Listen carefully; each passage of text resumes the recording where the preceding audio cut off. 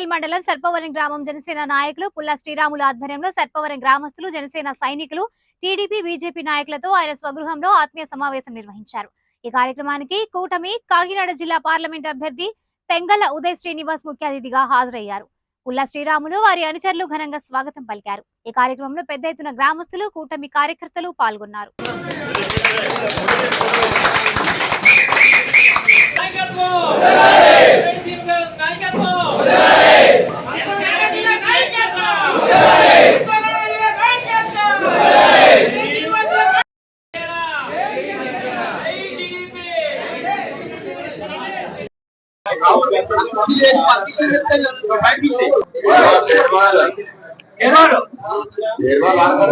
అందరికీ నమస్కారం।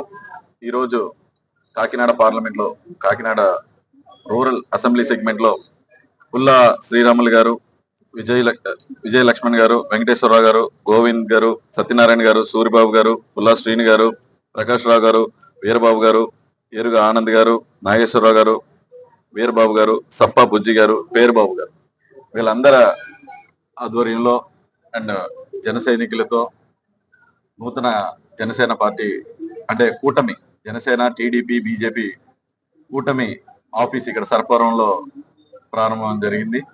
సో ఇక్కడికి ఈ పార్లమెంట్ పరిధి ఎంపీ అభ్యర్థిగా నేను ఇక్కడికి వచ్చి మా స్థానిక నాయకులు వీళ్ళందరినీ కూడా కలుసుకోవటం, అలాగే జన సైనికులు అండ్ బీజేపీ కార్యకర్తలు, నాయకులు, ఇతర నాయకులు అండ్ టీడీపీ ఇతర నాయకులు, వీర మహిళలు అందరూ కూడా ఇక్కడ కలుసుకోవడం జరిగింది।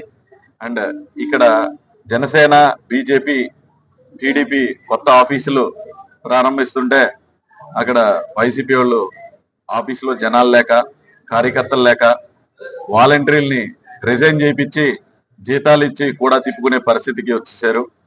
సో వాళ్ళకే తెలిసిపోయింది, కూడా ఉన్న కార్యకర్తలకు కూడా తెలిసిపోయింది వాళ్ళ గెలవటం అసలు సాధ్యం కాదని। సో జీతాలు ఇచ్చి ఎన్ని రోజులు తిప్పుకుంటారో చూద్దాం। ఆ వాలంటీర్ల జీవితాలని 5 సంవత్సరాల వరకు సుమారు 5 సంవత్సరాలు 5,000 ఇచ్చి సర్వనాశనం చేసేసి భవిష్యత్తు కూడా ఏంటని లేకుండా వాళ్ళు ఇప్పుడు ఎక్కడికి వెళ్ళాలన్నా కూడా ఎక్స్పీరియన్స్ అనేది దేనికి పనికి రాకుండా చేశారు। కానీ కూటమి జనసేన టీడీపీ బీజేపీ ప్రభుత్వం రాగానే వాళ్ళకి 10,000 రూపాయలు ఇస్తామని, అలాగే ఇంక్రిమెంట్లు కూడా చేస్తామని చెప్పి హామీ ఇచ్చారు। సో ఇప్పుడు మన కూలీలా వాడుకుంటున్నారు వీళ్ళు, అది మానేయండి దయచేసి। వాలంటీర్లని వాళ్ళకి జీతాలు ఇస్తానని చెప్పి కూడా తిప్పుకుంటున్నారు। వైసీపీ కార్యకర్తలు నాయకులు కూడా తిరగకపోవడం, సరిగ్గా ఇలా తిప్పుకోవడం వల్ల మీకు వచ్చే ఓట్లు కానీ లేకపోతే ప్రజల్లో తెలిపే మద్దతు కానీ ఏమీ లేదు। ఓటమి అనేది కంపల్సరీ, మాకు మేము గెలిచే అసలు ఎట్టి పరిస్థితుల్లో సూచనలే లేవని చెప్పి వాళ్ళే ఒప్పుకుంటున్నారు। ఇక్కడ 19 నానాజీ గారికి పార్లమెంట్ లో కాకుండా హైయెస్ట్ మెజారిటీ కాకినాడ రూరల్ నుంచి రాబోతుంది। ఆ రోడ్డు మీద వస్తున్న స్పందన కానీ, ప్రజలు చూపించే ఆదరణ కానీ ఎంత బాగుందో, అలాగే స్థానిక నాయకులు కూడా ఎంతో ఉత్సాహం, వాళ్ళకి డబ్బులు ఇచ్చి తెచ్చుకుంటున్నారు, వీళ్ళ సొంత డబ్బులు ఖర్చు పెట్టి కార్యాలయాలు జెండాలు కొనుక్కుని ప్రజల్లో తిరుగుతూ ప్రజలాదరణ పొందుతున్నారు। సో ఇక్కడ కాకినాడ పార్లమెంట్ లో ఉన్న అన్ని సెగ్మెంట్లు ఇంక్లూడింగ్ రూరల్ 19 నానాజీ గారి సెగ్మెంట్ తో సహా వచ్చే ఎన్నికల్లో మే 13న హైయెస్ట్ మెజారిటీతో గెలవబోతున్నాం।